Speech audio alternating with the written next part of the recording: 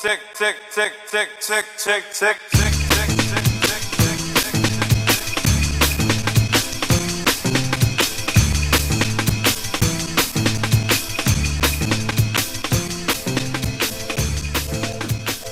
My name is Denise Cordova, and while volunteering with SAME, I've had the opportunity to talk to migrant agricultural workers in Ontario, and also I've had access to some research.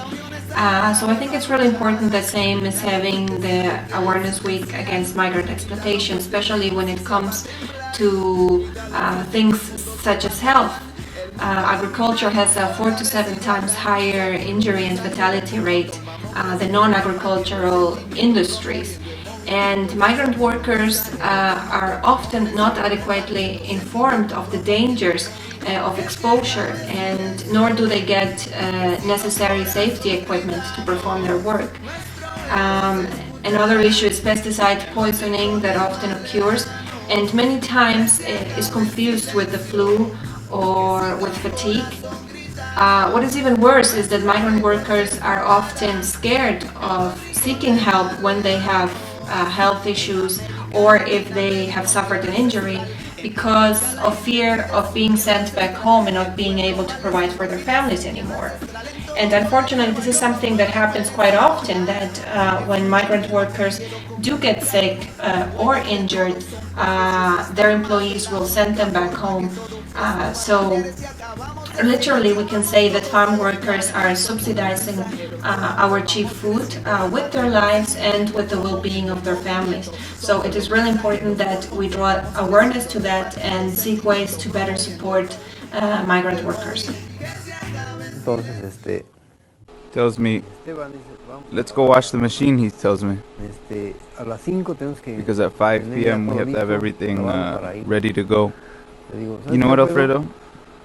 I'm gonna wash this stuff before, because when it's time to go, you guys usually leave me by myself. So I'm just gonna get ahead of myself and wash it. So I grabbed the hose and I started putting water over it and taking out all the dirt and all the garbage from the machine. But behind the machine, there's actually a little platform just right in front. And so right behind that, there's a lot of dirt and garbage that we have to take it out. So I thought to myself, how can I take it out exactly? So I took a little utensil and I started moving my arm, trying to get in there to remove the dirt. I would turn it, but I wasn't able to get the dirt out. But I felt as though my arm had put it in safely, but as soon as before I could actually realize, my arm and my shirt was actually being tugged on and pulled away. So I started pulling my arm back and trying to pull my shirt back as well. And it started grabbing my second layer underneath, because at the time there was cold outside, so I had several layers on. So I started yelling and screaming for help to all my co-workers, but they were about 10-15 meters away from me. I started yelling and yelling, but because of the machine and how loud it was, nobody could really hear me. And the problem was, as I screamed, I realized that there was no button for an emergency stop on the machine either. When this accident happened to me, first the farm owner was actually there with me. He actually came to visit me at the hospital to see how I was doing, that I shouldn't worry. He told me that don't worry about all the stuff that was about to happen to me, that he'd be there for me. And the consulate actually was there too, but the only thing that the consulate told me was that I had to leave the third day after my accident, that I had to leave back to Mexico the third day after. So my response was to the lady Veronica. I told her that no, I wasn't ready and I'm not willing to go back. I suffered the accident here in Canada, so here is where I should actually get treated.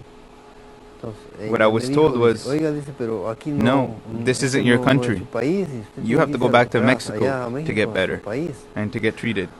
So my response was, no, you know what? I feel as though I have the rights just as much as I have them back in Mexico. I have them here, just like Canadians do in Canada.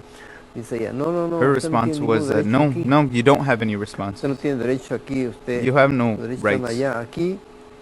The rights here are only for the Canadians that live here, and not for the Mexicans that come work here. You guys have no rights here. He came to me and he told me that, listen, if you don't go back to Mexico, if you don't go back, when I tell you to, you will lose all your rights that you have here in Canada. Everything that you've won here, you'll lose. Everything that you have earned here in Canada, you will lose. I told him, no, I don't think so. It shouldn't be like that. My response was, even if it was like that, when I came from Mexico, I came to work. I came with 2 arms. And what else can I lose? I already lost 1 arm. What can I actually lose more? I've already lost a lot. When I came, I had nothing, so then I'll leave with nothing. So his response, the consulate, was that, no, you'll lose everything. So the person that actually had came to pick me up to take me to the airport, his name was Francisco. He actually told me that you are out of the program. You will not come back to the program because the consulate has eliminated you and taken you off your name off the list for people that can come back to the program. So my response was, okay, thanks for telling me, I guess. What else can I tell you? So since I didn't really want to leave at the time, they actually canceled my flight ticket, and so now that I have to go back, I actually have to pay. Well, actually, I've paid my own flight back now. The farm owner, with whom I visited after, had informed me again that I won't ever be able to go to the farm. I'm actually prohibited to go back to the farm. So I guess my response to them was, okay, thanks for letting me know. I guess I won't come back. And if I do come back to Canada, now I know I don't have to go or can go back to the farm. Que si con corazón gritamos, nuestro eco se escucha.